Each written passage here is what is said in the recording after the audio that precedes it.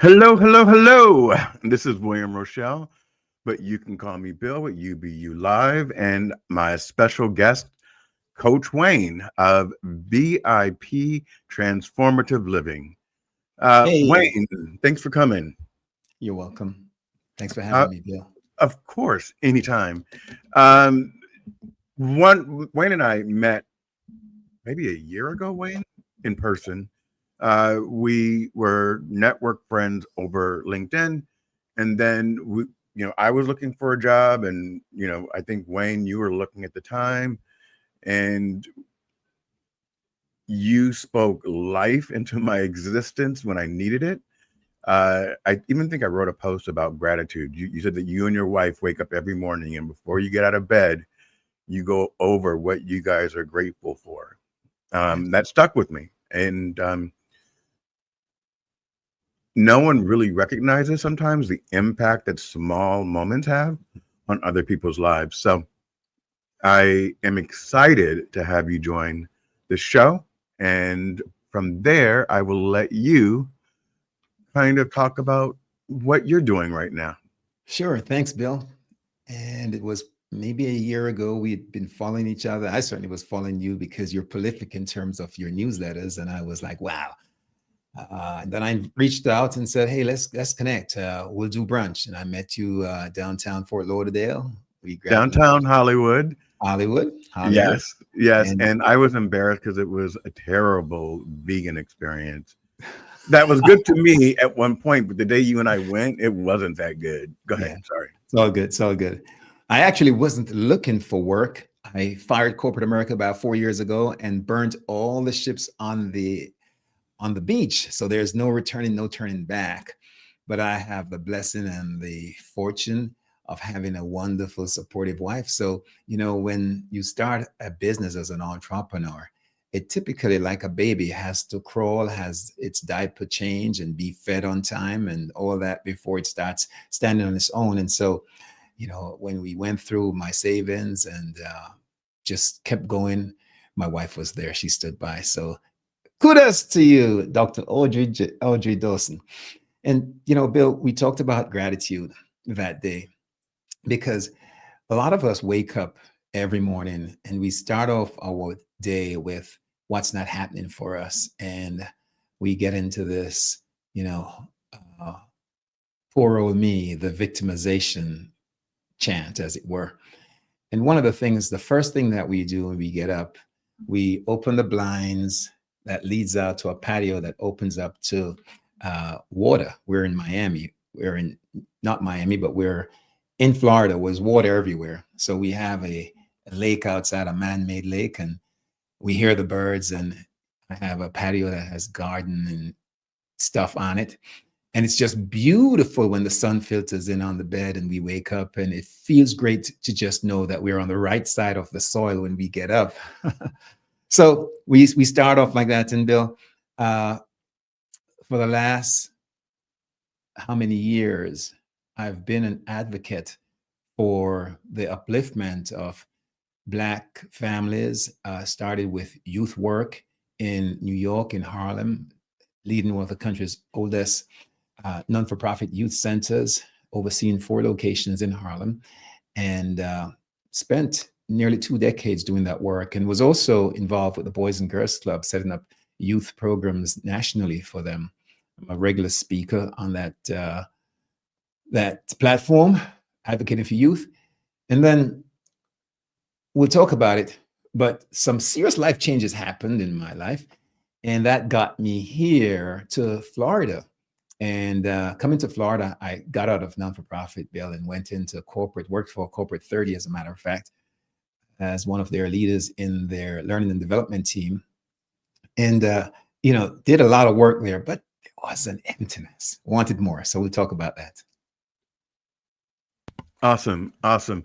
You know, what you just described, uh, and I don't know if it's crying in your soup, uh, but I've had those moments, where the opposite, where I don't open the blinds and I keep everything shut out and it's dark in the house and I'm not crying in my soup, but the home is not open.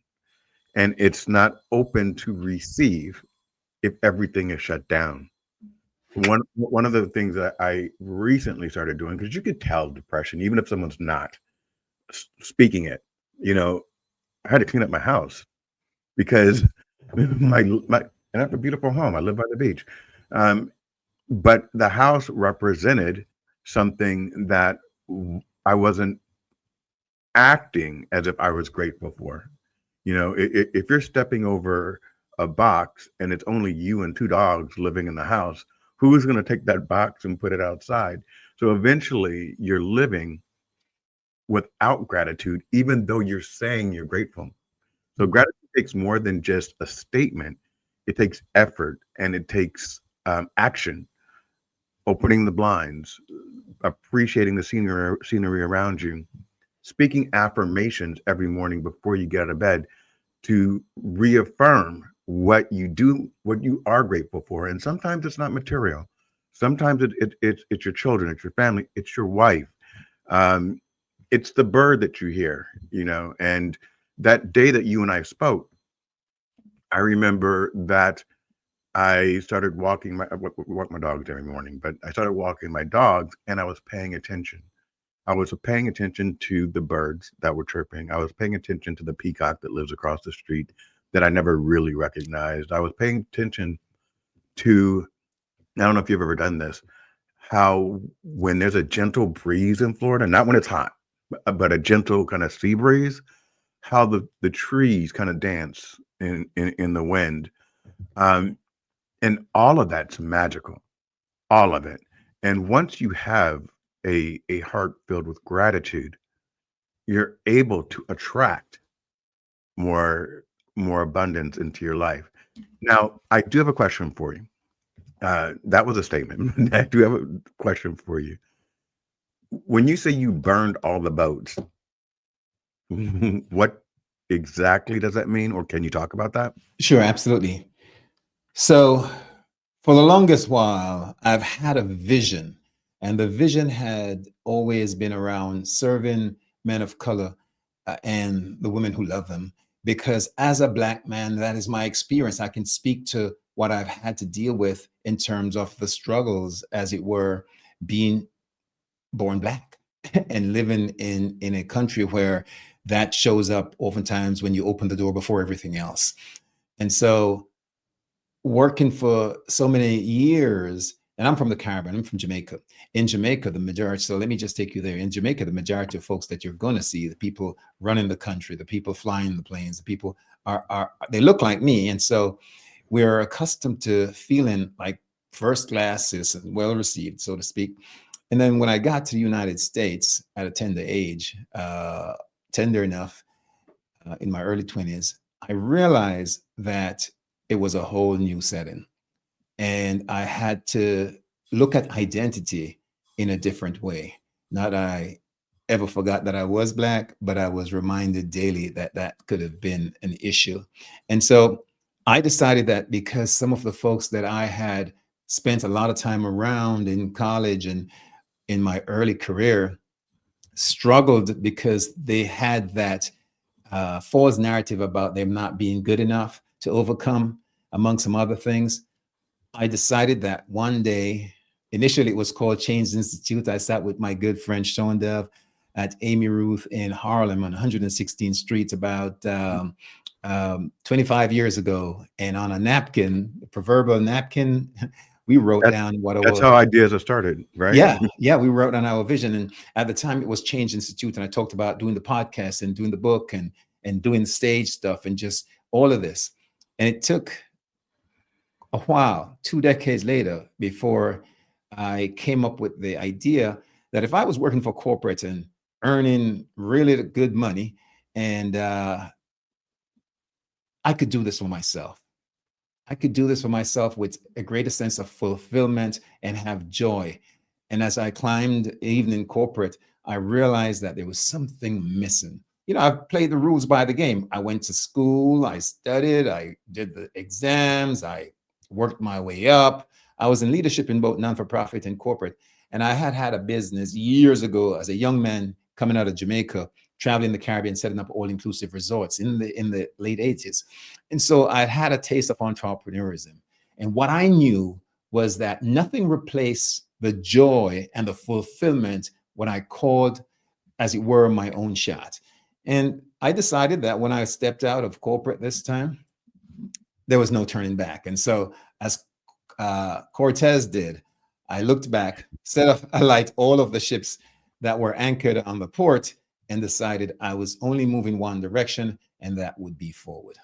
So did you burn bridges, or did you just say, I'm not looking back? There's a No, difference. I didn't burn bridges, not at all. I didn't build walls, I didn't burn bridges, but I decided that there was no retreat, because as an entrepreneur, there are many days that you get up, it's a lonely trek oftentimes, My God, yeah. and you're beaten down. You fall more often than you would imagine. Certainly, you don't have the W-2. You don't have every 2 weeks or so a paycheck coming. And if you're not, when everybody else is at the beach chilling, you got to be in front of your computer or out there prospecting, do what you do. Because if you don't do that, you're not earning an income. You're not Right. building. And so I decided that there was just no other direction to go but forward and up. And so that was it. So, God, every time I talk to you, you come up with such knowledge that takes me into another direction. Growing up in the Caribbean, I'm going to go backwards. Okay, so um, the Black American has a different experience than the um, people that come from Africa or from the Caribbean, because you were raised in an environment where your leaders were Black, your doctors were Black, your attorneys were Black, and that's here as well. However, when you turn on the news, they that's not who they portray us as being. And so I believe there's always, and you can correct me on this, there's been a conflict, I believe, with the people that were born in America and then those that came from other countries and intentionally came to America, as far as how they perceive the Black experience. Is Okay. that is that So correct I or want to be very incorrect? sure. I want to be very delicate with this, because I oftentimes tell folks that though we are in different spaces, the Caribbean, the motherland, the Hmm. continental Africa, and North America, we were traveling, as it were, in different ships, but we're all now in the same boat. Okay. Meaning, no matter where in the world you go, even in Jamaica, and I tell Jamaicans this all the time, there's a sense of uh, security that we have, knowing that the cop who pulls you over is Black to an extent. But people are people, behavior is behavior. And so you could have a corrupted cop that will bust you upside the head, as you would here in North America if a white cop pulls you over just Right. because of his racism. I think one of the differences that we deal with is here, you almost don't feel welcome in your own yard. Now, in the Caribbean, and I tell a lot of Caribbean people this, they say it's about classism, it's not about racism. And I challenge folks to say, oh, yeah, follow the money, and you'll see that historically, the money goes also to the non Yeah. Black Jamaicans, the Right. old vestiges of the colonial masters and people who came in seeking opportunities elsewhere and sort of dominate. At one point, growing up in Jamaica, they used to say there are 7 Jamaican families that run Jamaica.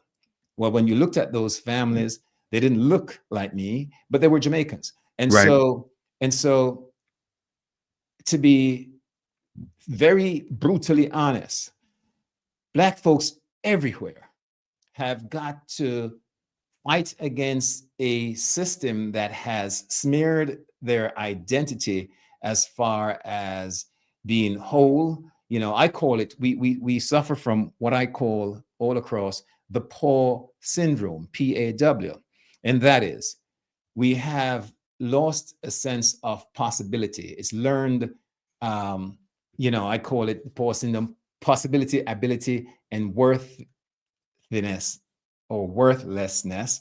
And the first one, possibility, is a sense of hopelessness. We don't believe things are truly happening and it's going to happen for us. There's a sense of hopelessness, learned hopelessness. And then the A is ability. It's a sense of, oh, we can't do it. We can't get into those rooms, oftentimes because we have learned helplessness. And thirdly is the idea of worth, which impacts and inflicts most brothers and sisters that I know. And that is a sense of, I'm not good enough, worthlessness. Now, we typically don't walk around and say, I'm no good and I'm not, worthy. But there's a narrative that is afoot, that is part of the environment under which we live, wherever we are, based on the system of racism built into most of the systems we go to, the religious systems, the educational system, the social system, the economic systems.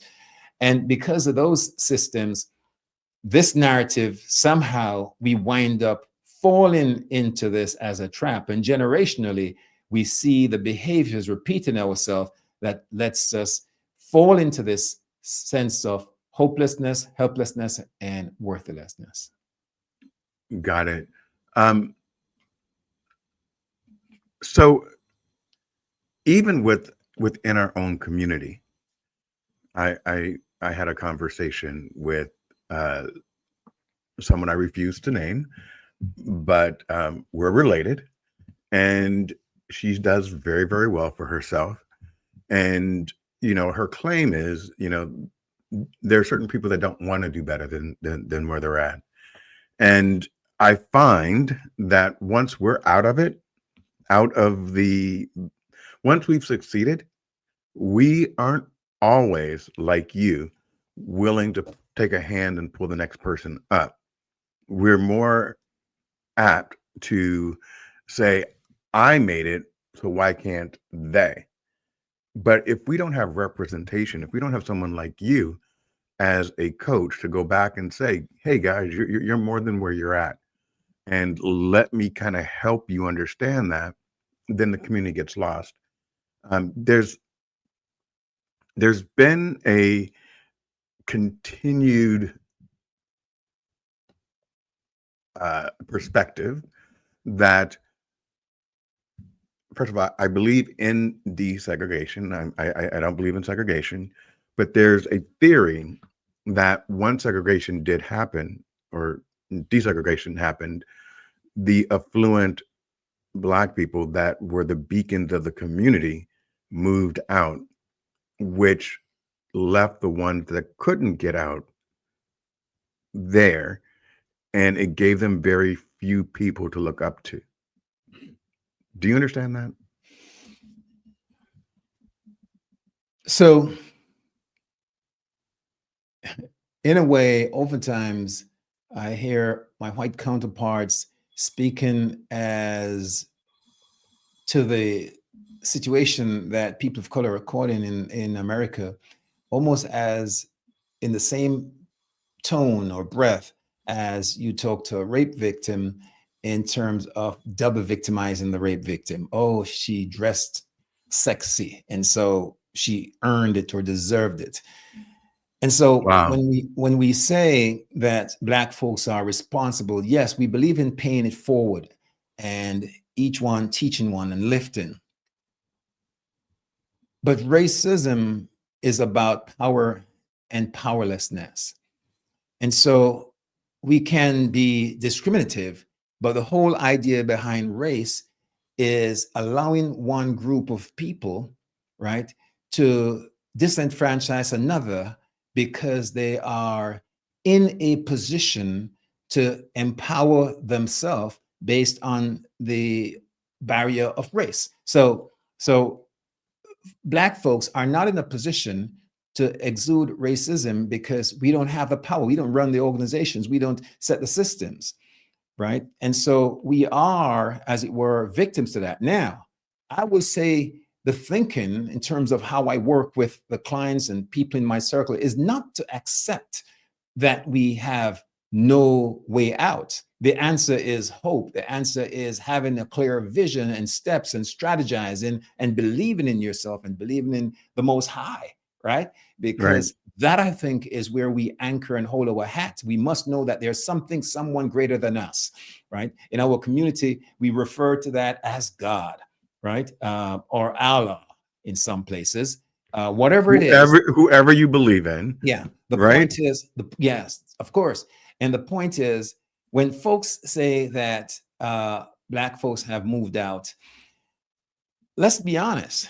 When it comes to change, the easiest place of it's Dill's pyramid in neurolinguistic programming. He has this structure, and it starts off with at the bottom of the pyramid. The first level of change is the environment.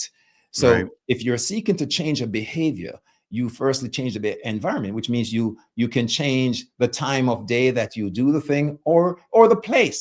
So yes, people will move out because if you're in a community where it's toxic and the negative issues makes it difficult to cross a street without getting run over, you want to be in a place where you clearly can reach back and help rather than be, stuck in the mud, so to speak. So there's nothing wrong with that. And a lot of what's not being said in terms of the narrative is that Black folks move out, but oftentimes they do pay forward and they reach back and help to build communities. See, there's a narrative that we are not being told, and so in many cases, the narrative is so flawed and false that you think Black men don't show up for their families. Black men are criminals. And we talk about Black and Black crime. Well, in a white community, the crime is not perpetrated by Black folks coming in. It's white and white crime. In Right. the Asian But community, it's but but Asian and but they Asian crime. but they don't talk about that, We right? don't say that, Right. right? And so there is that boogeyman, that fear that's being driven by the man of color in terms of these stories. And so what we're saying is, it's we would appreciate allies, being silent, being is complicity, and that's being a part of the problem. You're either part of the solution or the problem. So Absolutely. my counterparts, my white counterparts, I say if you really want to help, you have to step up. You have access to the CEO. You need to go in and say and protest and say, hey, how you're treating these fellas and your hiring practice is just not right. You have access. So we don't have that access. We're first, last hired, first fired. And so a lot of times we tippy toe, but that's part of the conflation in terms of the stories and the way that it's being told. Okay. Um, Before I move forward, are we going in the direction that you're comfortable with? Absolutely, I'm fine. Okay. Okay. All Absolutely. right. All right. All right. Because I really want to get back Thanks for more asking. into the VIP transformative Sure, um, portion of the conversation. sure. But, we're talking about the narrative and why is it so important that a program like yours exists to me? And Yes. that is because of the narrative. That is because whenever, they're talking from a political standpoint, they're saying that we are in need. We're not the biggest recipients of welfare. We're not the biggest in the prison system. We're just not. And no matter where we go, we could be president of the United States and we get no recognition for that. But the person that robbed a grocery store, I don't know about you, but the first thing I say is, I hope he's not black. Whenever they're doing it on the news, and it's only because that's how they like to sensationalize us. And I can also say this, it and folks, I want you to hear this very clearly. The difference between how things are reported in the news. A 15-year-old black kid will be considered a thug and will be tried as an adult, where a 24-year-old white man that shoots up a Black Lives Matter platform will be called a kid, a young man. And what that's doing is it's making a 15-year-old child that just got killed a grown man who intentionally was going to go in and do harm versus a young white kid that got um, released from prison, was not found guilty, that drove across state lines with an AK-47 to a Black Lives Matters protest, and then said he felt scared, so he shot everybody up. And that guy is a kid. And that's the narrative that we're dealing with. This is why things like um, VIP transformative living are important, because we need to hear that we're better than this. We need to hear the truth about where we come from. This is why things like Black Lives Matter are important, because there is a feeling that our lives don't matter. And I can tell you guys this, and I'm gonna say two more things, and then I'm gonna be back to Wayne. Um, every father has a conversation with their son when they turn 12 or 13, every Black father, that says, respect the police. If you're ever pulled over, keep your hands on 10 and 2. Don't reach for anything, and be respectful. Um, I will also say that there's a difference. Wayne and I are both Black Americans, or Jamaican Black. There's a difference between the way Wayne would be treated and the way that I would be treated. And I recognize that, because people often don't know what I am, right?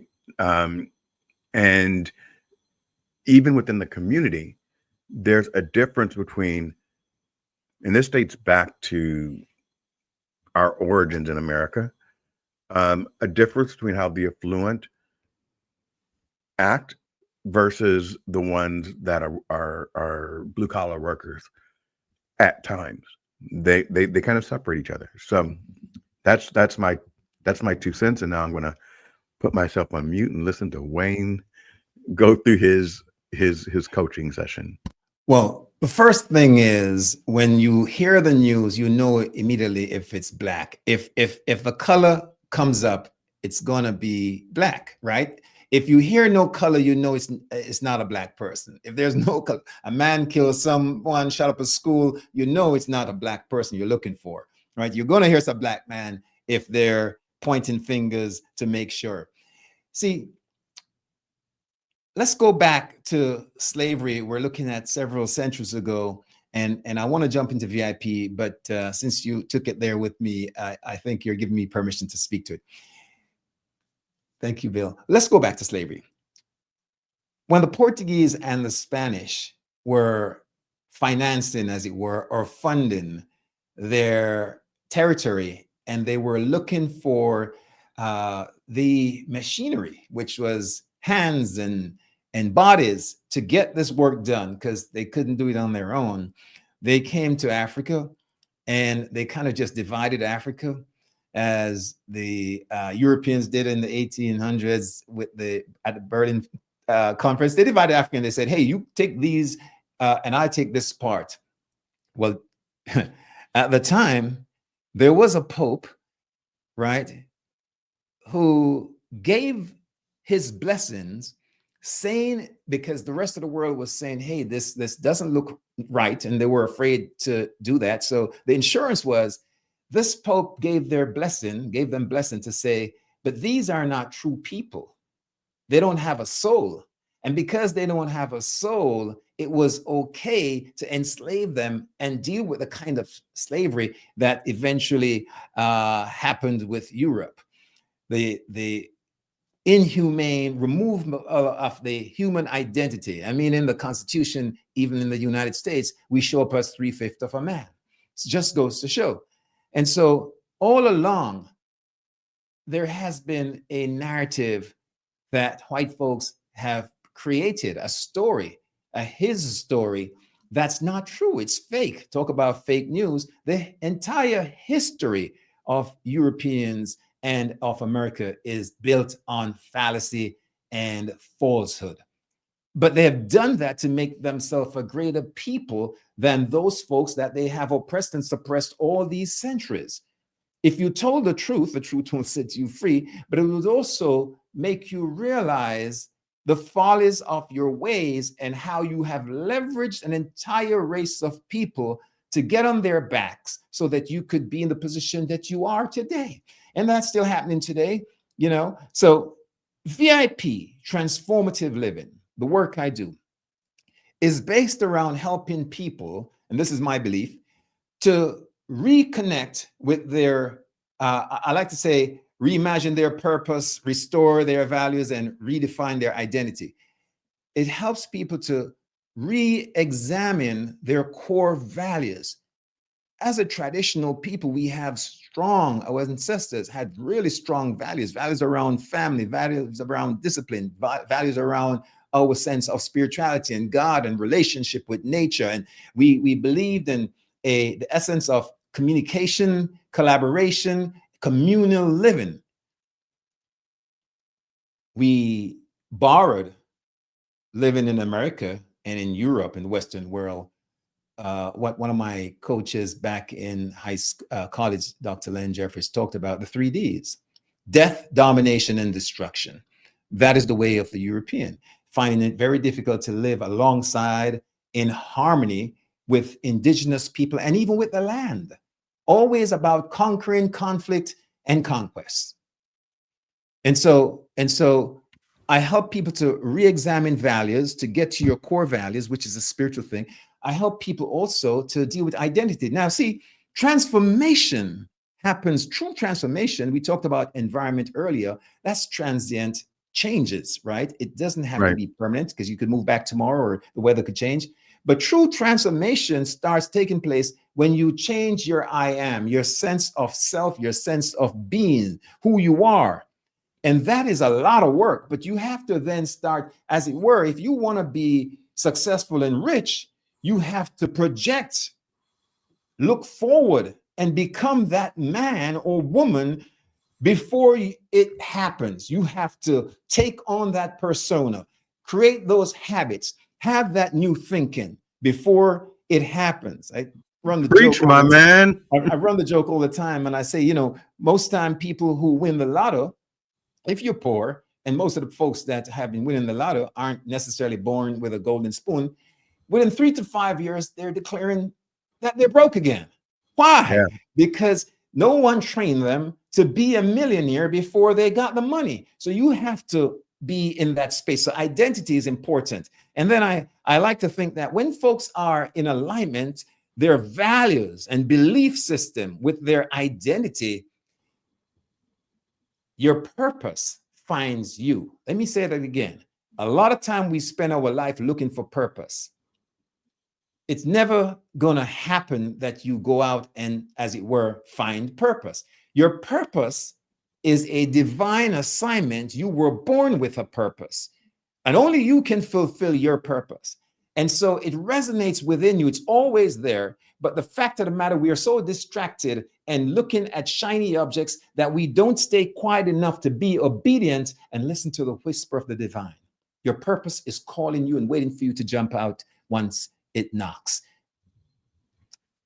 Kenneth Dunner, see, I don't have to talk. This man is giving us divine inspiration. This is why Wayne is on the program. This is how I felt when I had lunch with you. I felt like a new person. You are phenomenal, and we're only like a portion through. Um, I am, I am, and that's a spiritual biblical quote. Um, the great I am is God, but he resides, in my opinion, within you.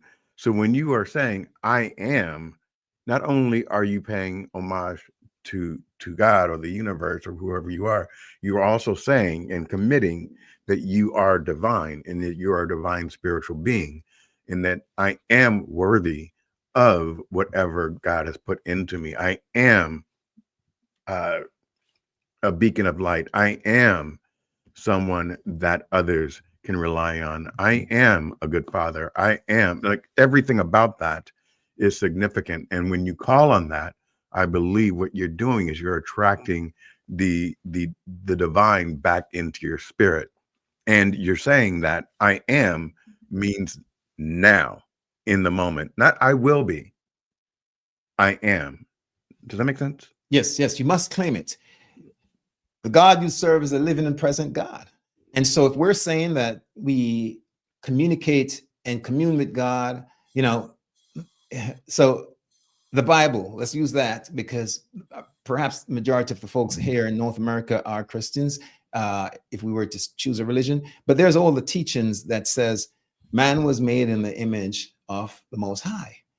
And therefore, um, we have to recognize that by claiming and owning the position of godliness, we can do greater than, is what Jesus said, right? Those Yep. who come after. So the idea is we have not limits on us. We have to think in terms of abundance. And one of the things that happens in a community such as this, where we've been oppressed and for 4.5 or 500 years, um, oppressed, is that we have lost the thinking and the ability and the believability to know that we are a people of greatness. Now we talk about oftentimes, you know, you'll see a man getting locked up and they say, oh yeah, he's from a family's generational poverty and recklessness and drugs. But if generational, if the DNA is carried in generations, so why aren't we giving credence and heralding the fact that also as part of the African history is a line of greatness, lineage of kings and buildings beyond? Don't we have those genes in us too? Don't we have that piece of the generation? So is it not a decision to choose, if we're aware and conscious, which one we want to hold and make our I am? We weren't all slaves when we got here, right? We had been, you know, there was 700 years of occupation, or as it were, we'll call it that, in Europe, when Europeans weren't even reading and writing. It was called the Dark Age. It was the Moors, Africans, Black Africans, who ruled and governed and taught civilization to Spain. So if we are able to have that legacy, we have to remind our folks. And as the word says, remember, which is to rejoin, become part of the membership, right, of the past. We have to remember that part of the past and hold it dearly. When we talk about I am, so here's a construct I want to share with the audience. First thing in terms of transformation is our beliefs and values. Your beliefs and values will shape your thoughts and your words. Your thoughts and words then shape your actions. Your actions done repeatedly becomes your habit, become your habits. Your habits become your, or give results to your personal reality or outcome. Your personal reality is your personality. So show me what you do and how you think, and I'll show you who you are. So we start with our belief system. So if I help folks to change the limited belief that I am not possible, that I am not capable, and that I'm not enough. And it's with a lot of work, because there is, in fact, trauma. But once we can move past the trauma, and there are skill sets in terms of the work I do to help people move through that. And of course, there's some levels that are so deep that they have to move on to someone like my wife, who is a psychotherapist, a licensed psychotherapist. Sometimes, it works together. They need that.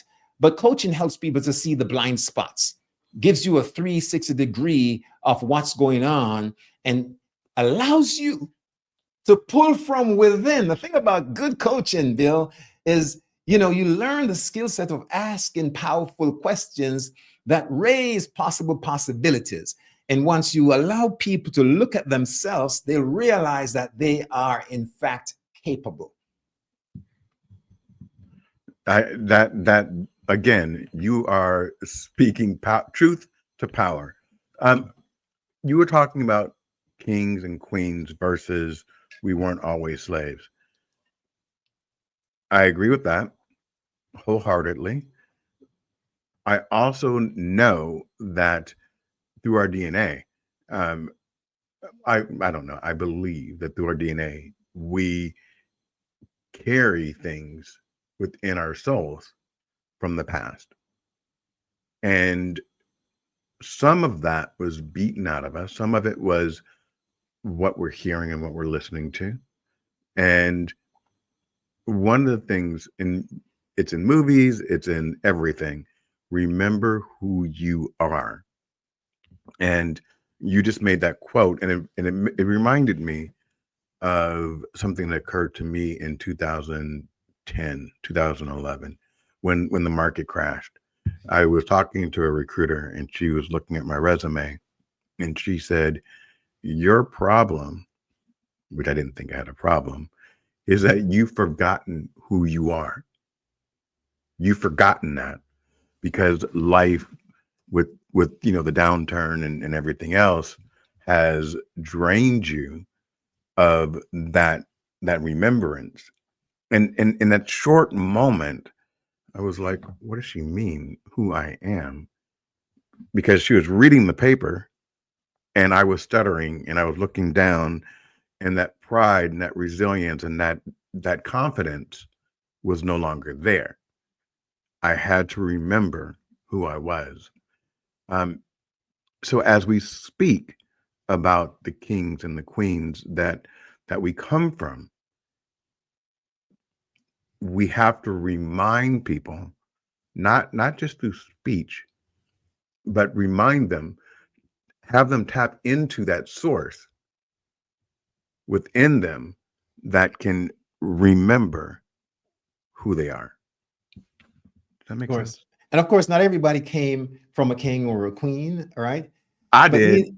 neither that's right. But neither did everybody come from a derelict and someone that has a life that's given to crime. And so the narrative that the media presents, if you watch the 6 o'clock news, who do you see getting their head bowed down and pushed into the cars for crimes? The majority of what you're seeing is the folks who represent 14% of the population here, right? And so that is a crafted narrative. And what happens when you let people, what we're seeing happening right now is unprecedented for us that's living here, but it's not in terms of worldwide stage.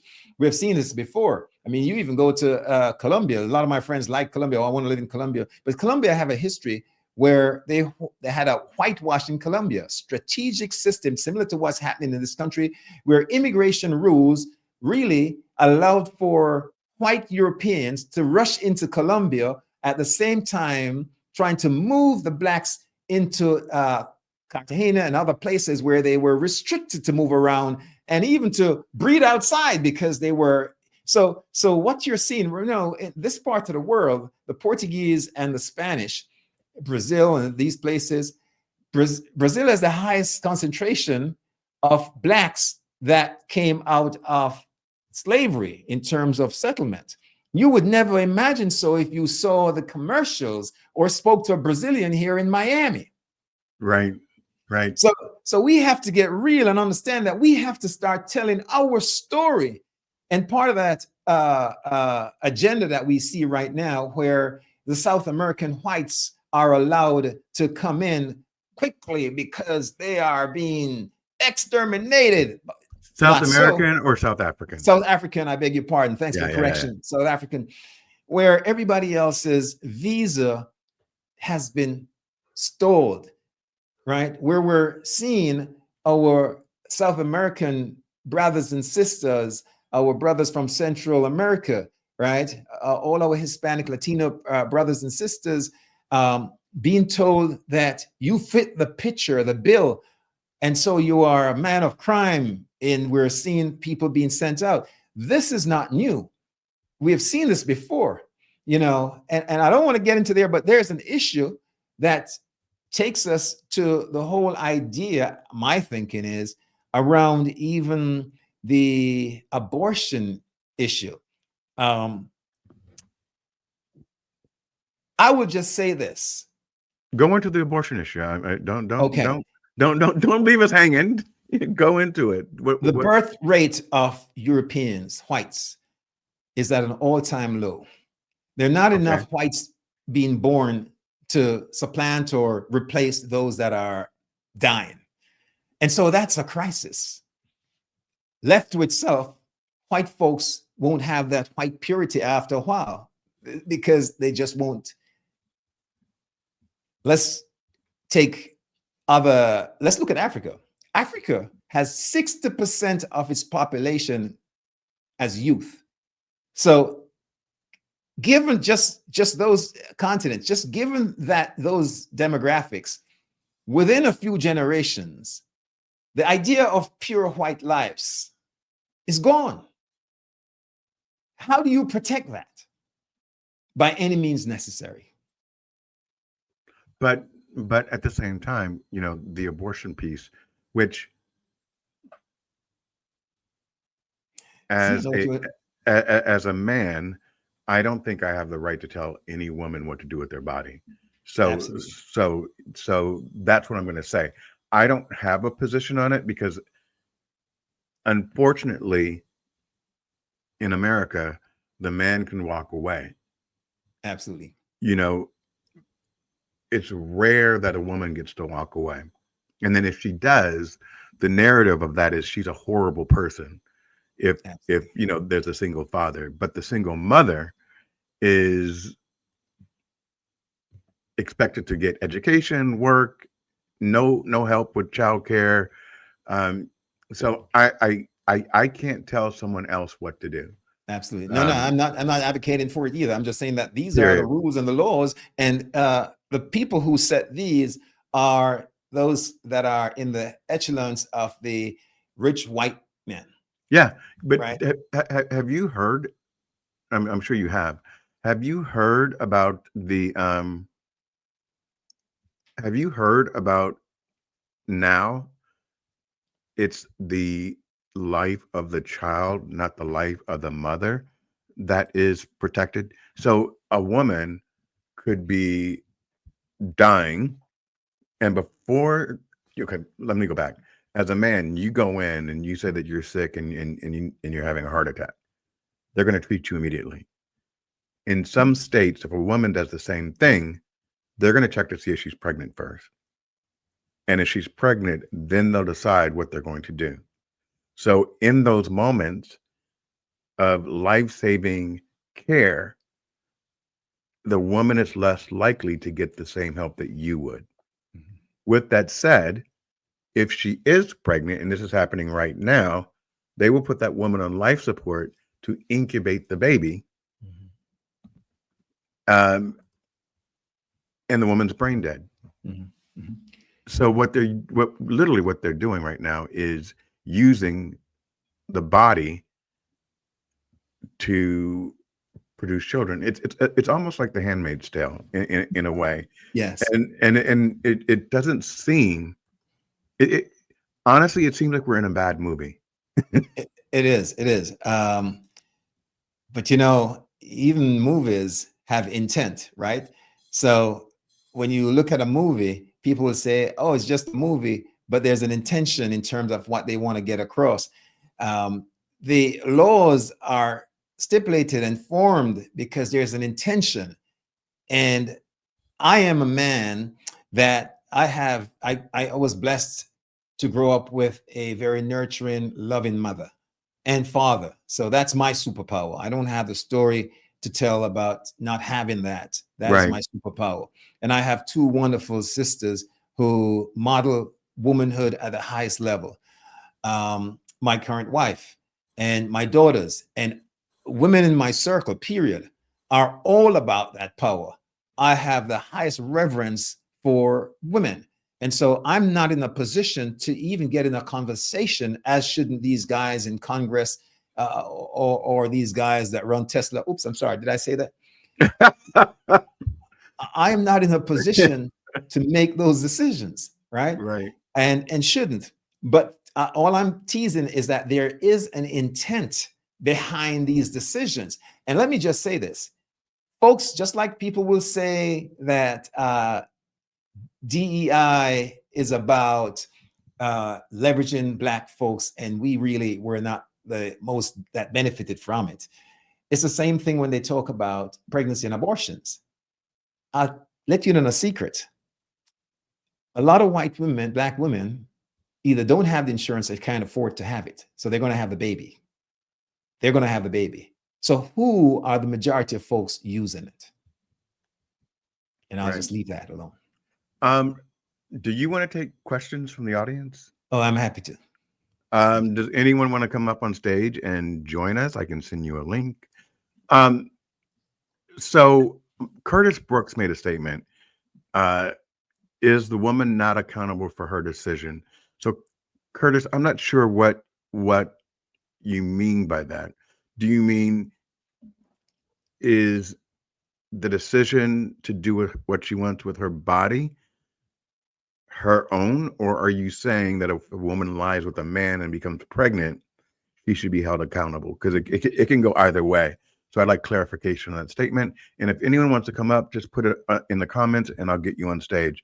And then, Joe, when you say it sounds like a generalization, did you want to expand on that? And would you like to come up on stage and talk about your opinion? Because I want to make sure that this is UBU Live, so it is you can say whatever you want to say as long as it's done respectfully. And I'd love to hear your view more full-throatedly, and we'll answer any questions that you have, and we can learn something from you. So just send me a message, and we'll get you up on stage right away. So did you want to take on this question? Curtis didn't respond to my shout out, but how do you interpret the question, and then we'll try to get clarity from him. I'm trying to understand what the decision is. Is the decision to get pregnant, the decision to have an abortion? What's the decision? Got it. Yeah, that was my question as well. All right, Joe, I'm going to get you a link right now. Can you hold on for just a second? Or you can actually continue talking while I get Joanne the link. Yeah, I would want Curtis to sort of break that down to be clear for me.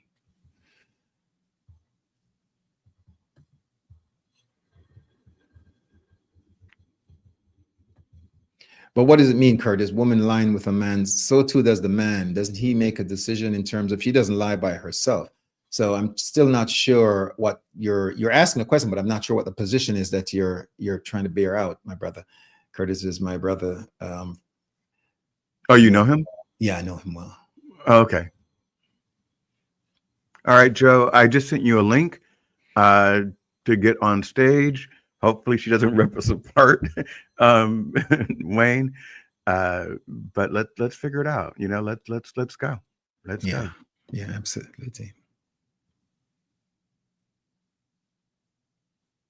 Yeah, but Curtis, what about the man? So that's where I have the problem, because the man can walk away and leave the woman with the child. So it's a two-part theory. Fortunately enough, I think I'm a fantastic father. All my cousins seem to be fantastic fathers. My brother's a great father.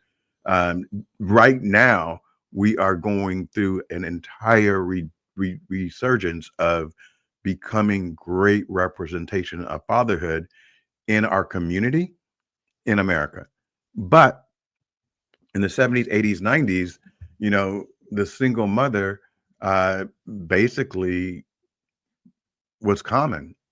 And, oftentimes a mother needs to go through the courts to even get child support. So why is it the woman's fault that she became pregnant, Curtis? I'd love to hear your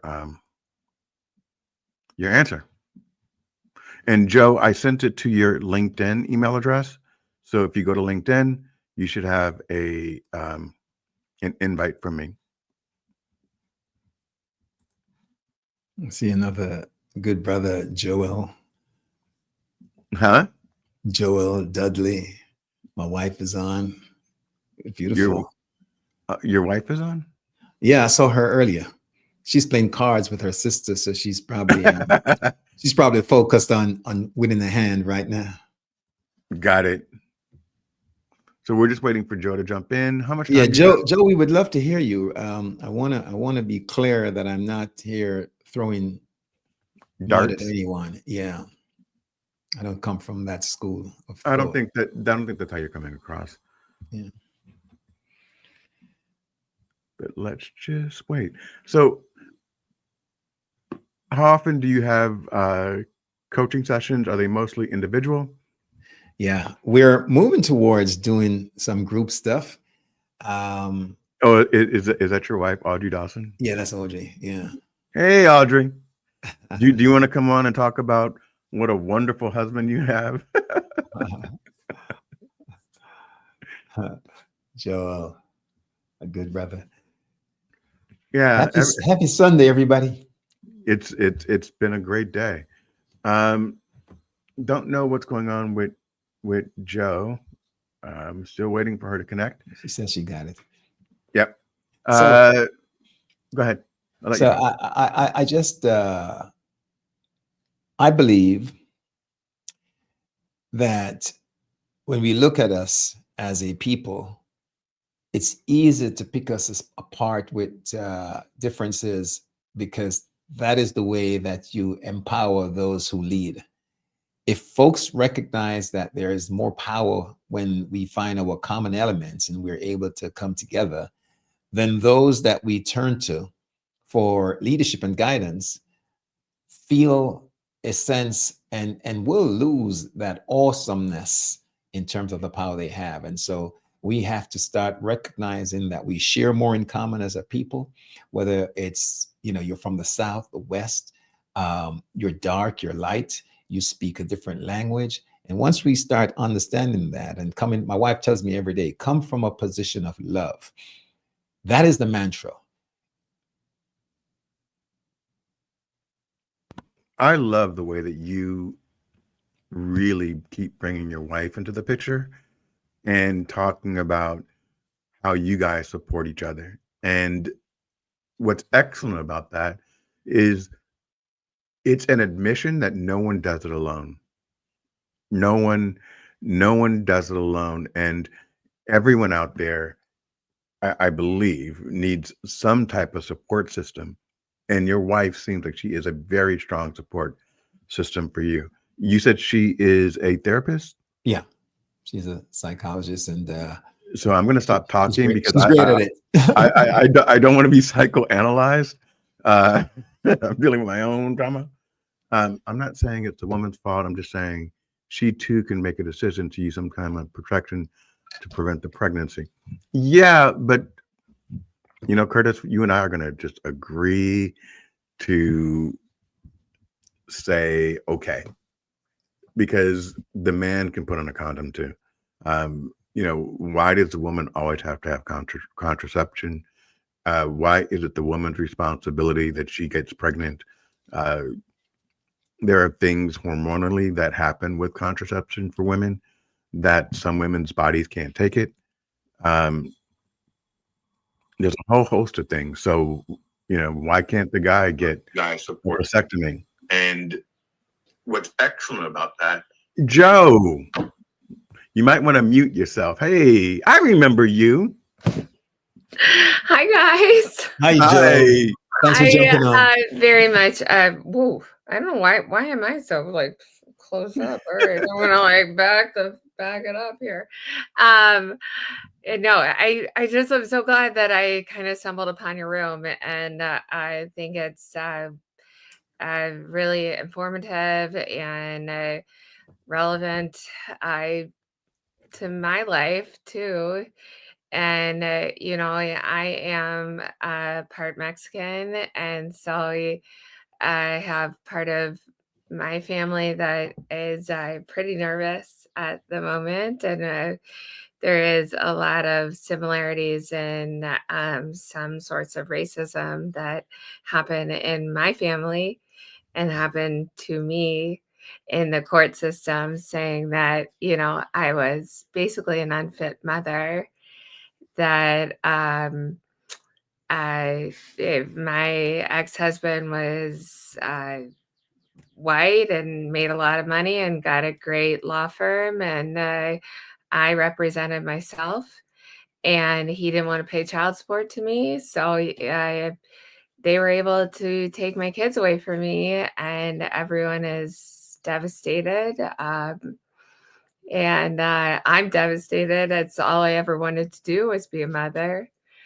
And I am. I am a really good mother. And so it's up to his whim, like when I get to see my children. So, yesterday I took him to the farmer's market, and we went on a hike through a nature trail, and they spent the night at my house, and I don't know when I get to see them next. And it was all because I was sexually accosted probably 2 years ago now, and he used that saying I was unstable.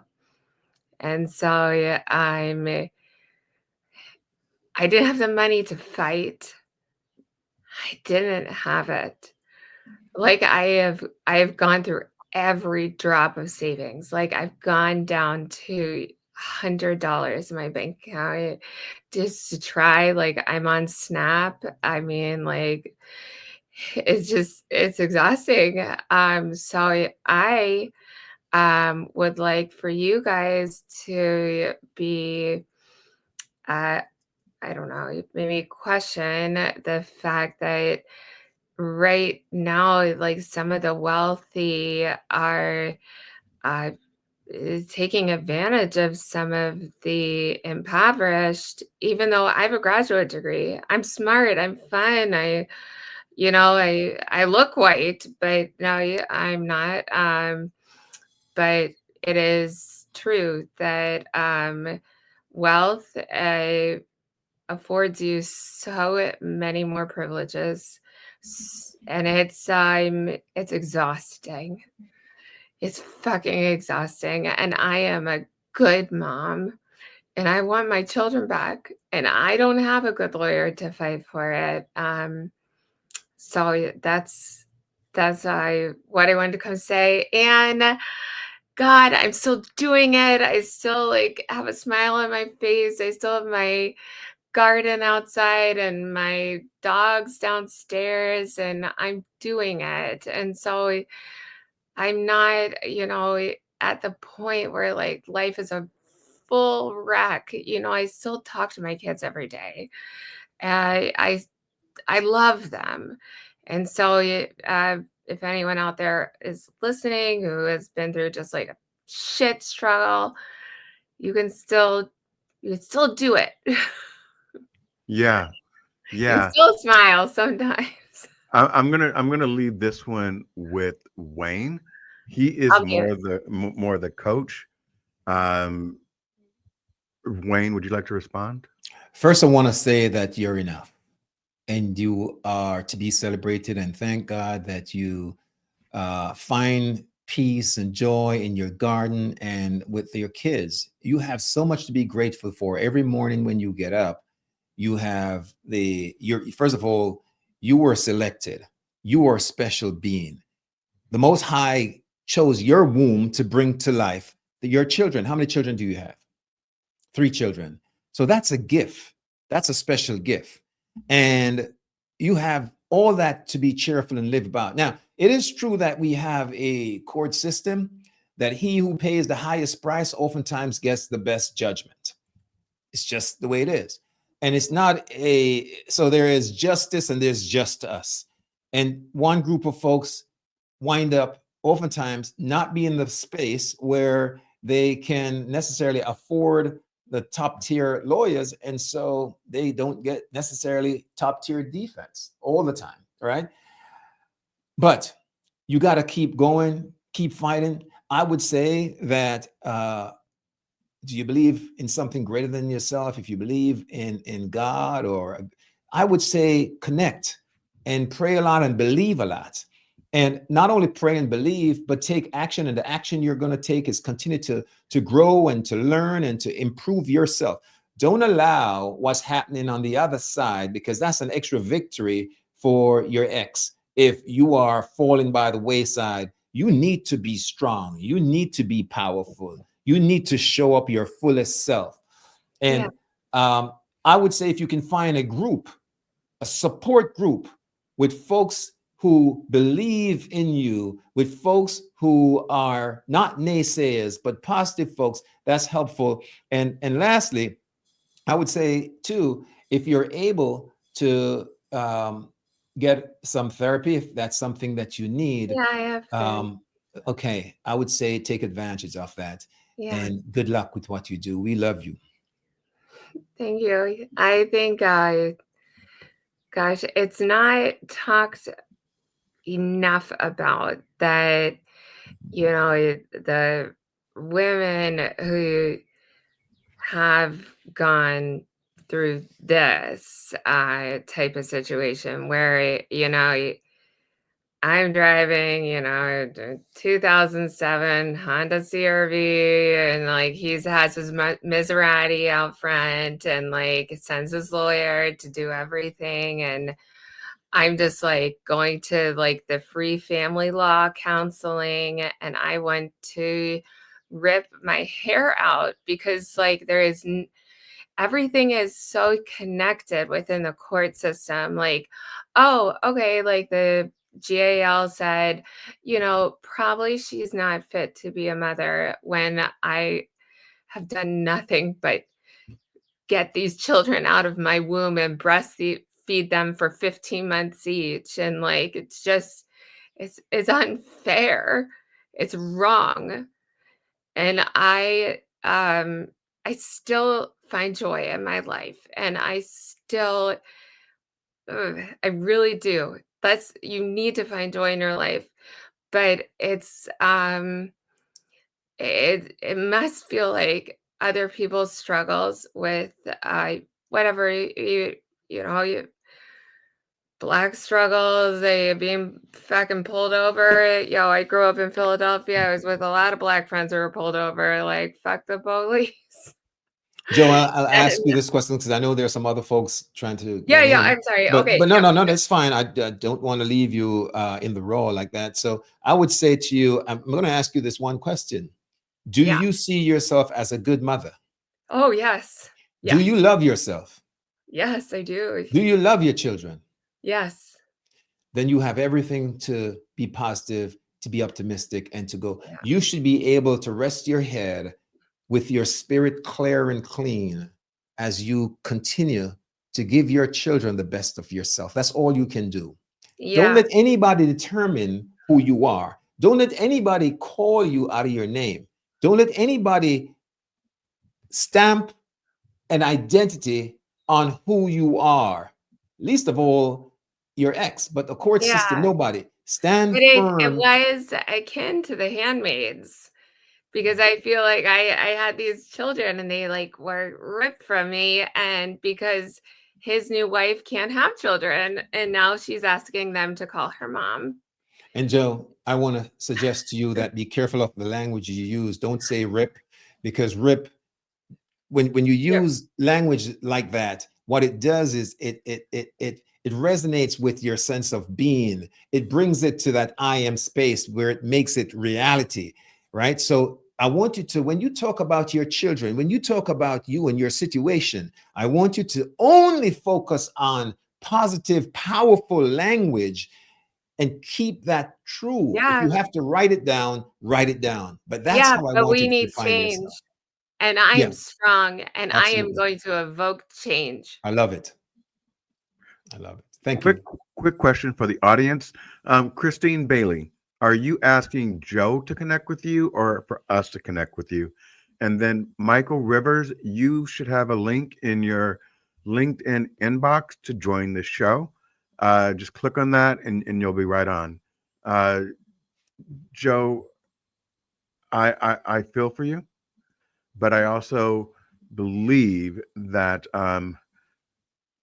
in everything that Wayne just said, um, that you are more than enough, and only only you, if you believe, will change the situation. And Yeah. we need to believe more than what we see. We need to believe in the unseen. We need to walk by faith, not by sight, to know that there are people out there. Christine Bailey wants you to connect with her. I don't know why, but It's maybe. okay. Maybe she has similar situation. Oh, you know her?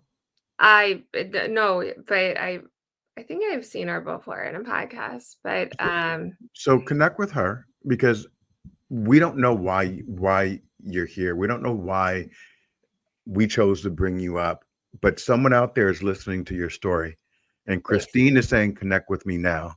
I will. So I would do that I will do. because I don't know what she has to offer. I don't know Christine Bailey. I'll connect with you too, Christine. So will Wayne. Mhm. Um, but what I will say is I will keep you lifted up in prayer and in motivation and do everything from a spiritual perspective that I can. I don't have connections in the court system or Don't child and family worry, don't services. worry. I just wanna, like, have my story out there, and I am, like, very, very passive, and I absolutely would never, like, be a violent person, but I wanna evoke change, and it's not fair, Yeah, what is happening to our country, and yes, obviously, everyone feels it from their own experiences, but I have felt it since I have been old enough to feel it. And so I have seen relatives feel it. And I want people to know that, change can happen. It can. And it, I will it still be smiling at the other end of this. it first of all, change will happen. So let's claim that. Yeah. And um, this is easier said than done. But let go. Let go of some of The uh, rage. The rage, I don't know if I can. The yeah. rage is in me. I don't You, know. you need to I would never hurt anyone. No. well, violence never solves anything, especially when it comes to childcare. But um, trying to find your inner peace will resonate better with you, Yeah. and it will show in everything that you do, and Yeah. and you'll receive more. Um, Michael, you were on, Well, and then thank you you. jumped Thank out. you so much. All right, thank you, Mike. You were on, and then you fell off. So if you want to come back, I'm ready to add you to the stage. Michael. Um, Cynthia, Joanne's going to connect with you. And how are you holding up there, Wayne? I'm great, thank you. I Okay. have my coconut water. I'm good. So, what are the business benefits of coconut water? Well, certainly on a day like today, it's 90 something degrees. We went running this morning in the park. And so this is helping in terms of the electrolytes and making sure that I'm not dehydrated. Um, if nothing else, that's the place to start. Plus, I don't like the taste of plain water, Bill. So the coconut water tricks me into having it. So I'm just waiting for Michael. He's the last guy that said he wanted to come up, and he came on, but I wanted Joni to finish what she was saying, because I didn't want to just kind of interrupt and have someone else join in the middle of it. But Chris, if I may, I'm sorry. go ahead. Christine says forgiveness.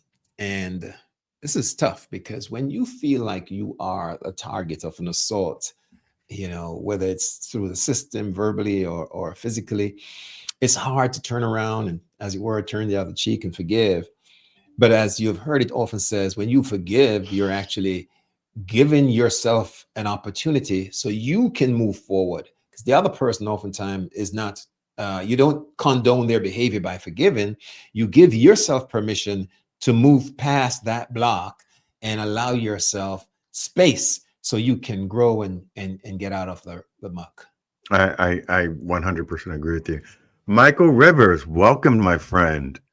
So what's going on? And I can see that you are promoting Christine Bailey's book. What ism? Gangsta ism. No God, no God, no peace, but no God, No peace. So no peace. all right. So how are you and Christine Bailey connected? Christine Bailey is a godsend.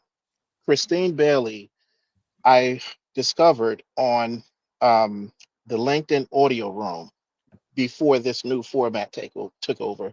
LinkedIn had the clubhouse type version with audio rooms and people joining the stage. So there was an amazing lady out of the West Coast. I think her name is Margaret Martinez. And these two women together, when they come together, they are just fire, right? They have Mhm. an open mind and they accept everyone. No discrimination, no nothing. I happened to be on Margaret's room one time and I heard Christine talk and I was blown away. Her compassion, her conviction, her, self love, self respect, everything. The reason why she's a topic right now for me is because just that title alone had borne witness what I was going through for 30 plus years. 30 years on a subject that your co host was talking about, on the subject that this whole conversation is talking about, not understanding me. Because when you don't understand you, there's a lot of noise everywhere else around. And understanding me, whether it's health, whether it's mental, whether it's physical, whether it's financial status, some people have the idea that they can handle the world in 5 minutes. But if that open door, if that opportunity was ever given, lights is on, stage is set, they're freeze. Yeah. Stage fright, no plan, no planning. And when you don't plan, you're destined to be unprepared, not ill-equipped, even ill-equipped. Because the downtime that we're supposed to have is a time that we're supposed to be stacking everything. So when the war starts, you're ready to go out and fight. My So first time, so that brings to mind yes. Ayanna Van Zant's book, her first Whew, book, In the okay, Meantime. In the okay, Meantime. And okay. have you read that book? I haven't, but I should be getting it soon.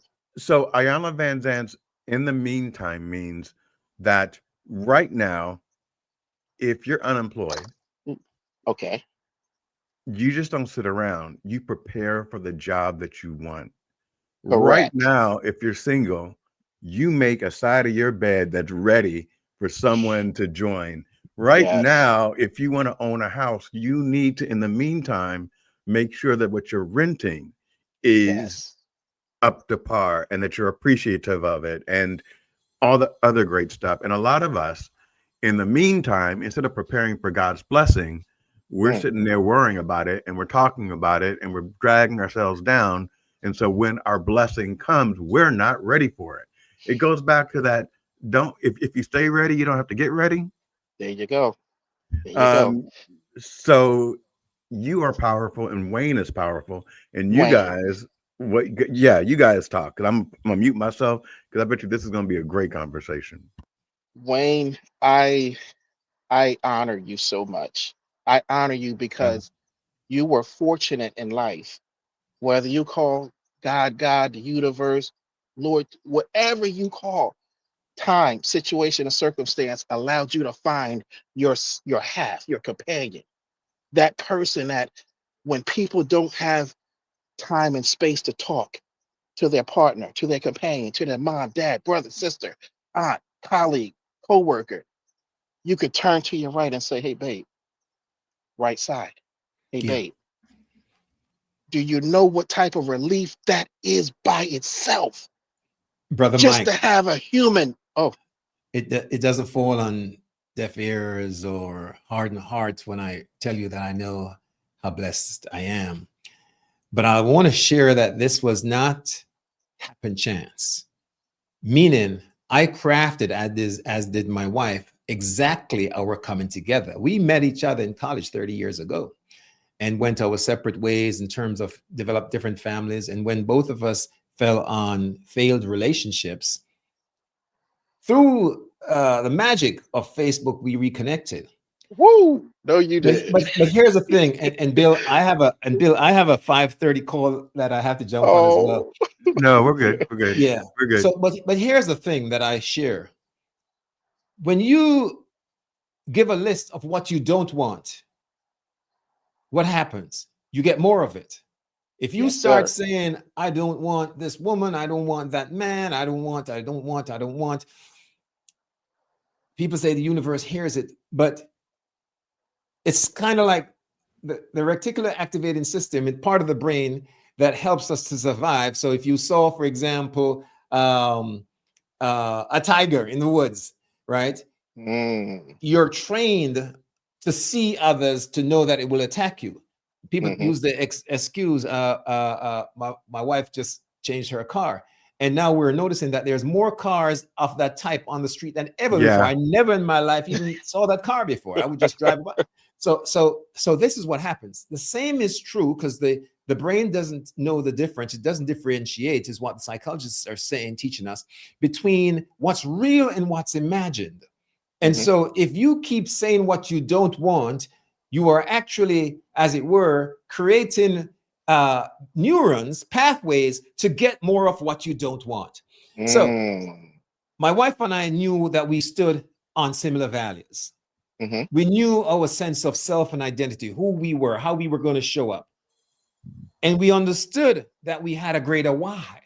And if there is Mm. an alignment with that as you search for the person that you want, what you are in essence doing is bringing them to you. So when Audrey came back in my life and I in hers, within the course of a year or less, actually, I had moved down. My kids are grown. You know, I was Mm, like, they're grown. I could leave New York. They can jump on a plane and fly on their own. So I was in Florida where Audrey was. mm. And I got here in 2014. In 2015, we were married.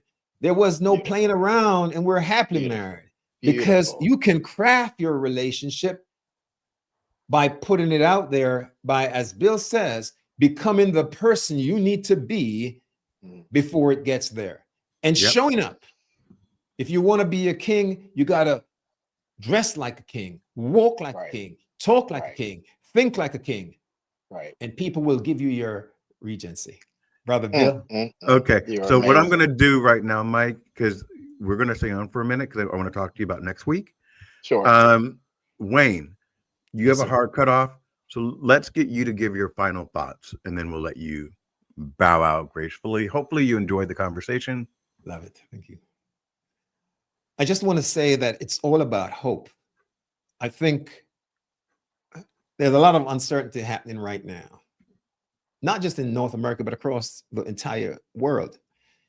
And we have become a people that have lost ourselves chasing the wrong things. We are chasing the stuff that money buys and all that. Yes, it provides opportunities. But what we have lost is our true sense of who we are and how connected we are with the Creator, with the Most High. And once we connect with that, we recognize, that hope. Listen, I share this with folks who don't believe in a God or in a universe that has a creator. How many people have you met in their lifetime that have tried to have children and just couldn't get pregnant, couldn't have a child? They've tried, they've done all they should do, right? And how many people have you heard of that tried to commit suicide but wound up wounding themselves, maybe harming themselves in a way, but they're not dead? Because there's something greater than you and I that determines life and death. We ultimately don't make that decision. We can facilitate to some extent the activity, right? That brings about certain kinds of outcomes. But again, we must change our belief system. We must apply core values.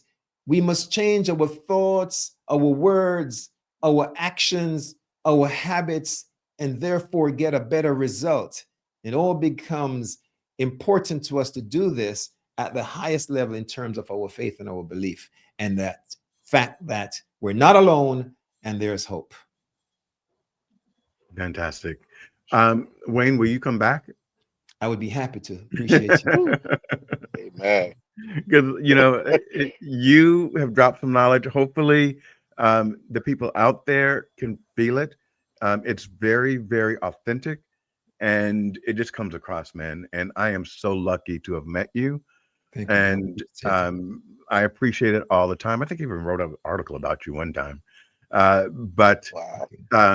well, because I think it was a gratitude article, and it Beautiful.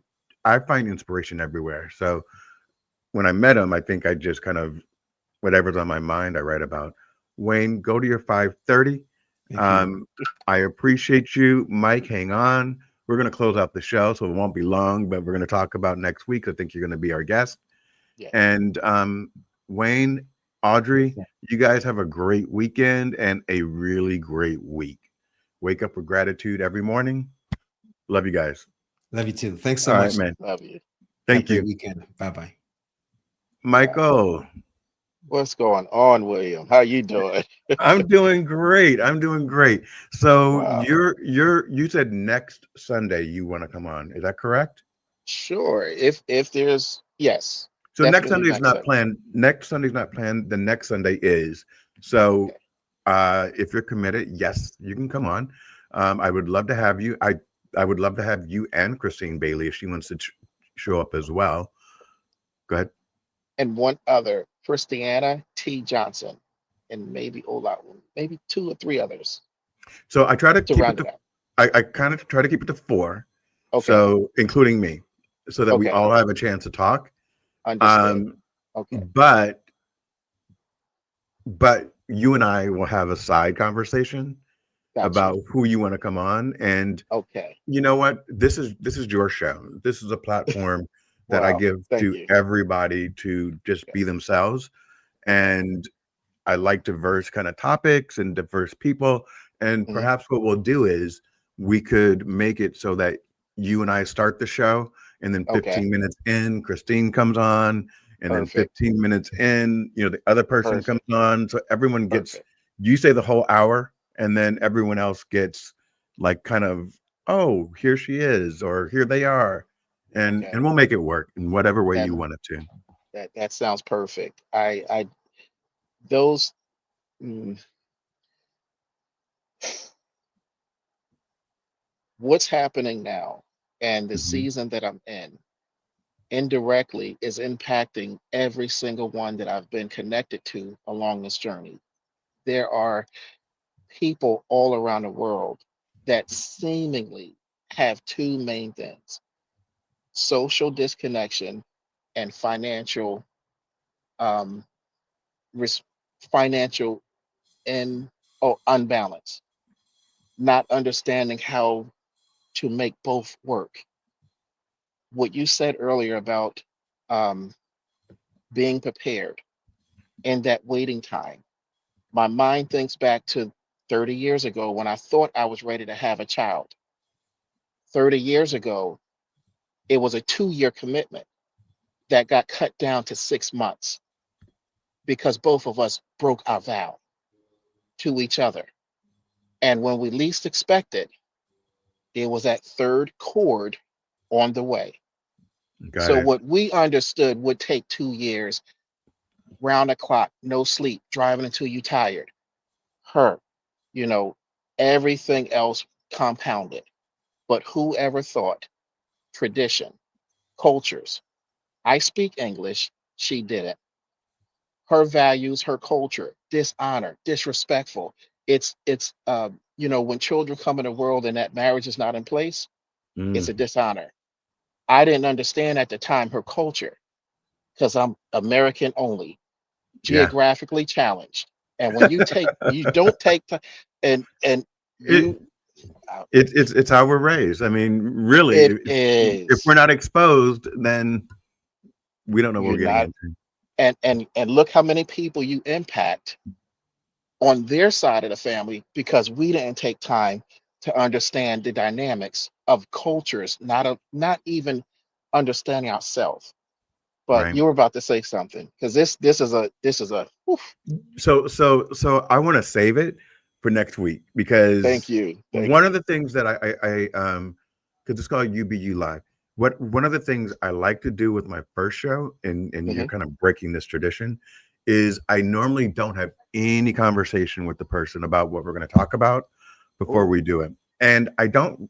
I met Wayne okay, like a year and a half ago, okay, and it was one time, but he made an impact. And a year later, I'm like, "Hey, you should be on my show."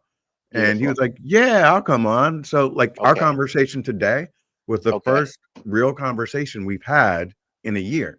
Are you serious? Yeah, yeah. And Hey, so when Christine comes on, which it's every Sunday at 4 o'clock, Christine, and I would expect you to be here at 3:55, 5 minutes before, well, no, Mike to be here at 3:55, what? five, I'm gonna five beat minutes you here. 5 minutes before we get before we go 5 minutes before we go live. I'm in Right. on the East Coast. Where are you? Same here, East Coast. Okay, so Yeah. it's 4 o'clock Eastern, uh, 3 o'clock Central, 1 o'clock Pacific. I always have to remember Okay. that. Okay. So I'm gonna send you and I'm gonna create everything tonight, Mike. I'll send you the backstage link. You'll be the first person to come on at 3:55 for sound check and everything else, and Okay. then Christine can join when she's like maybe 10, 15 minutes in, and then whoever else that you would like to join, or you and Christine can join at the same time. I just four people on stage Hmm. is perfect. Five or Awesome. six, normally a couple people don't get a chance to talk. So I want to be able to give due to them. Okay. So Well, I I'm wondering if this platform will allow you to have a timer for each guest, like a countdown. If that don't exist, maybe that's a plugin that could be added. uh you know, I don't know if it does. I will check, but usually what I do is what we just did with Wayne.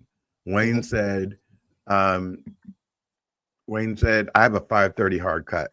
And I'm like, Right. okay, let's give you your final thoughts, so that Hmm. when you decide to go, you've gotten to say everything that you want to say. Um, if the conversation is going well, then we'll just keep it going. Yeah. It should be only an hour show. I've never been able to get there. What I just recommended literally was like a microcosm for all shows that they could take advantage of. Because sometimes you can go into some rooms and one person can talk for like 30 minutes and then the other person have two or three. Having discipline and order, something that you showed me the ultimate respect, social media etiquette. When you let me know you were resting, don't get offended if I don't respond back in 5 minutes. That's huge because I've been cussed out by probably God. Why you keep that person hanging? Well, maybe it's because I was outside cutting a tree. I told you, I told you at 11 o'clock in the afternoon I was asleep. You were so on point with that, and that's honestly that's another topic because social media etiquette is so important, and some people do not put the two together. If you're Yeah, standing next to me and you're talking to me and I don't answer you, now either I go on deaf or I don't like you. Don't but ask but me again because I but might hold start on. yelling at you. But hold on. So now I'm about to yell at you. But you showed up late to my show. I sure did. You were like, "Oh, I totally forgot about I this, sure, and bro. How you did that happen?"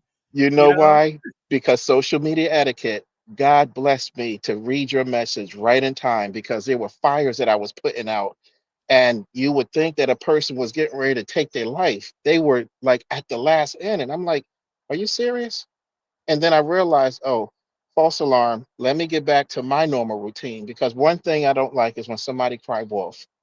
And when Yeah. somebody cries wolf, okay, that's like a baby in a crib. What you crying for? You should know those three basics. And henceforth, what this topic is about, what Wayne was talking about, and what you talk about, financial preparedness, but mentally, how do you deal with a little person when they come in this world? Only last thing I want to say, this medal right here, I've had it for 9 months. My son is autistic, have signs of it. 30 years ago, a doctor scared me into thinking that if my fiance, who was 6 months pregnant, don't get out of the state of mind that she's in, then two things was going to happen to our child, either stillborn or permanent deformity.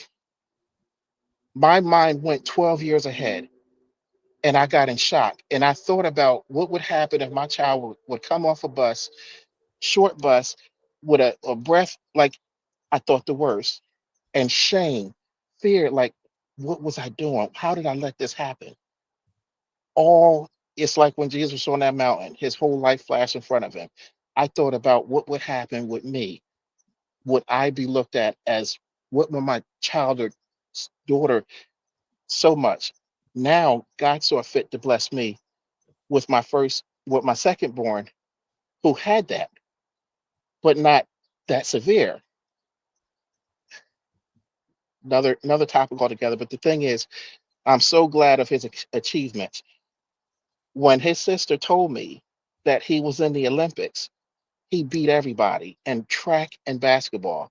I started crying. His sister's only 9 years old. I missed that Olympics.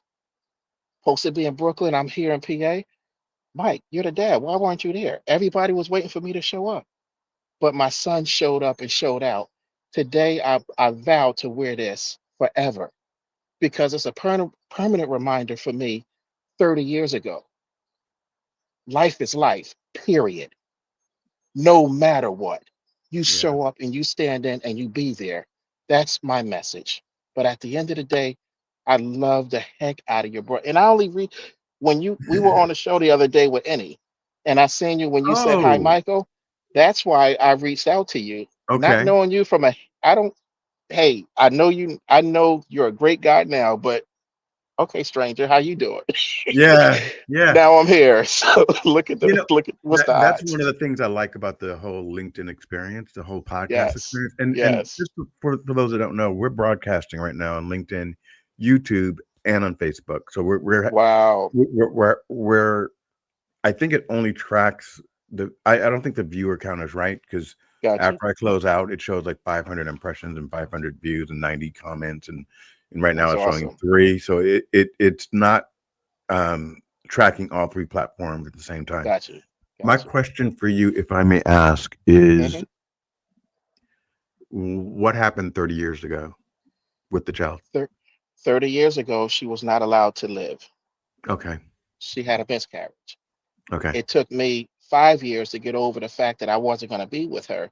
Another 20 years to realize that either God lied or I did something wrong. But I had to go through a healing process. All like the pathways was different.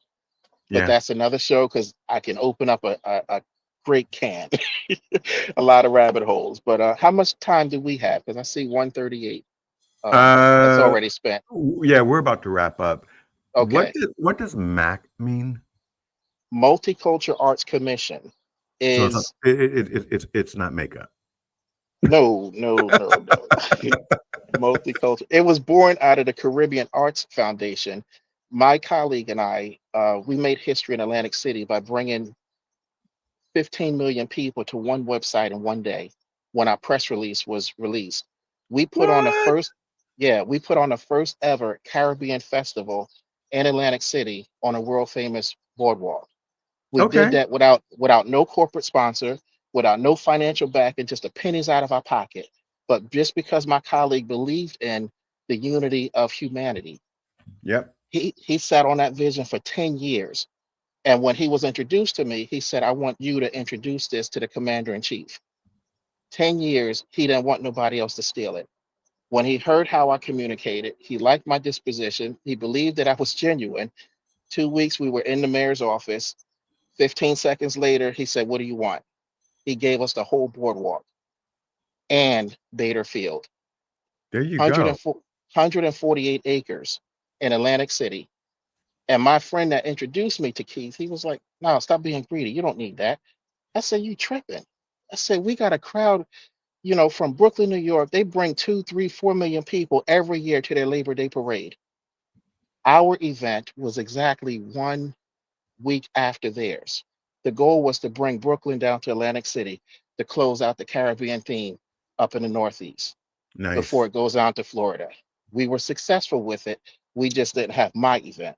Mine was a multi genre festival, 4 music stages pointing in different directions, playing different themes. That's what I had the honor of bringing. Nice. Unfortunately, my team excluded me from all of the meetings, the business meetings. I didn't know what we needed.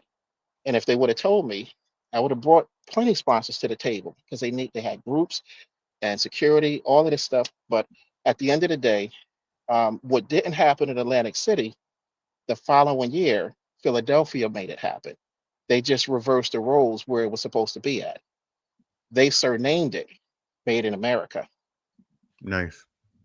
2011, it was born in Atlantic City, but it materialized in Philadelphia.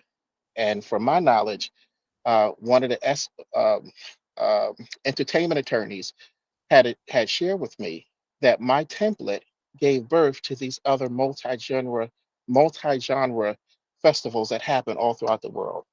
So so you didn't get recognized or rewarded or I stayed in the background. I'm very humble, but I didn't okay. understand the whole. I just found that out earlier this year, actually.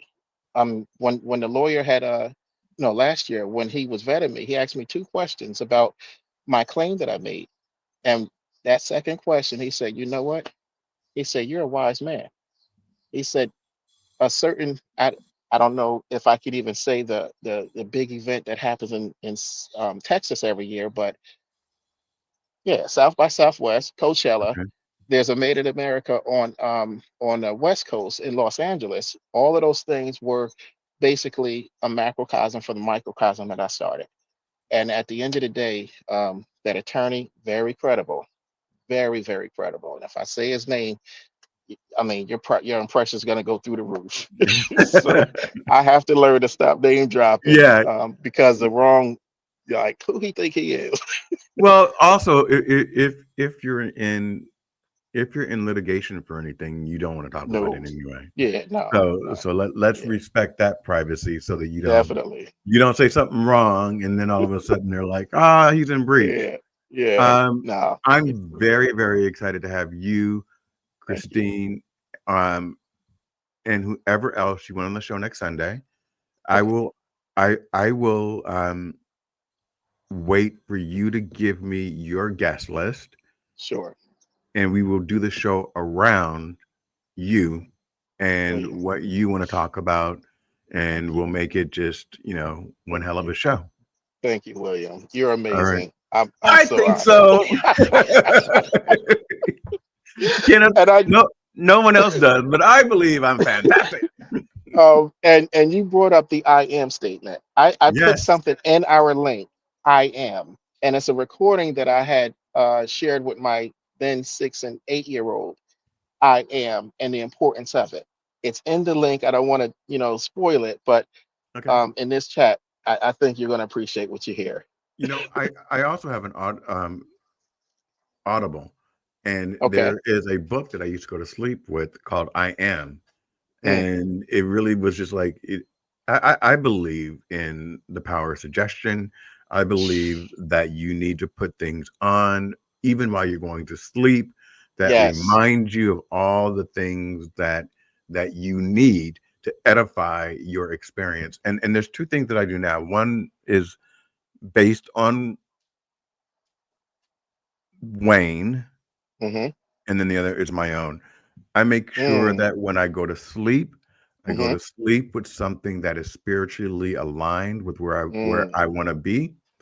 mm, And then mm, the mm, other thing that I do is when I wake up, I turn on YouTube and I mm-hmm. either Mm, listen to some type of meditation, Mm, affirmation. hmm Hey, Bruno, stop. I have a dog that resource guards mm, and another one mm, who's 16 years old and he's mm, growling. I'm sorry about that.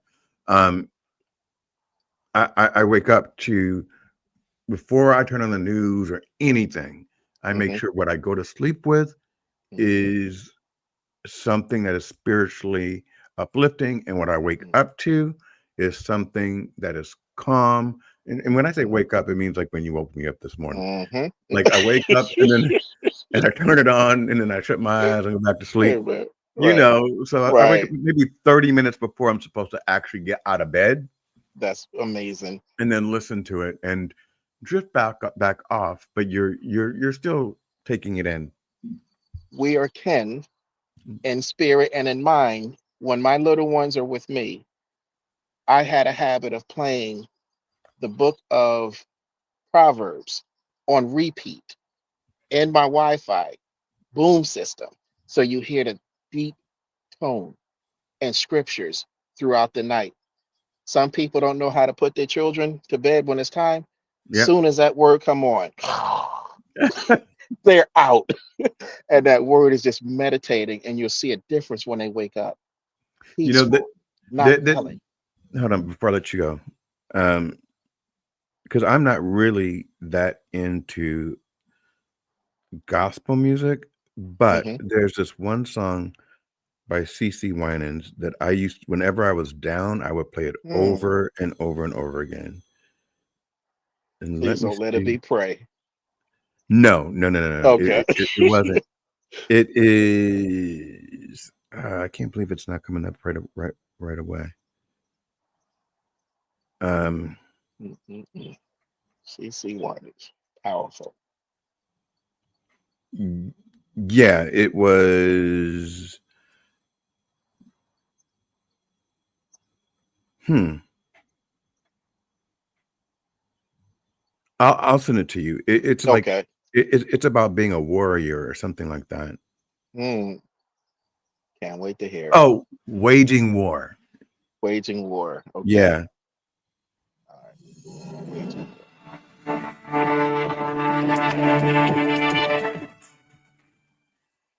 this is gonna take us out. All right. I can't hear it though. Oh, you can't? Uh, You can't hear anything? it's faint. Okay. So I Oh, would that's better. I would Okay. listen to it like all the time when I was going through like my darkest because it it's a very very powerful song Gotcha. and Waging it's war. talking about waging war against anything that is built to hold you back. Mm, mm, mm. And you know it's aligned with the scripture, no weapon formed against me shall prosper. Okay, that now that type that's of my mentality. language. That's my Yeah. language. So it's just a great song and It's I would just like powerful. repeat. So Hmm when you get a chance, Yes. go to CC Winans Waging War, drop it in my message box about what you thought about the song. A um, review. Awesome. yeah, it's a Awesome. bopper, and then we'll talk about it Awesome. next week. You got it. Ladies and Appreciate you. gentlemen, please subscribe to my YouTube channel. Please hit the notification buttons. Please be here next Sunday at 4 o'clock to see me and Mike and Cynthia and whoever else Christine. Mike decides to surprise us with. If it was anything like today's show with Wayne, you will leave feeling the force. You will leave Wayne is. believing that you can do anything that you can Mm, do, that you want to amen. do. And you will understand your purpose because I am great. I am strong. Uh, I am confident. I am secure. I am motivated. I am motivational. I am inspired and I am inspirational. So amen. you are too. Mike, I love you, man. You Love have you a too. great week and I'll talk to you Amen. next Sunday. Do not Yes, sir. forget, don't stand me up. I don't care about no fires. If I go live and I'm the only person on here, Oh no, won't I'm happen. flying to Philadelphia. I'll promise you, I'll be here.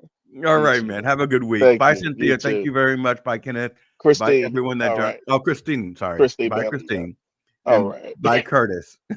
Goodbye. God bless you, Curtis. All right. Peace.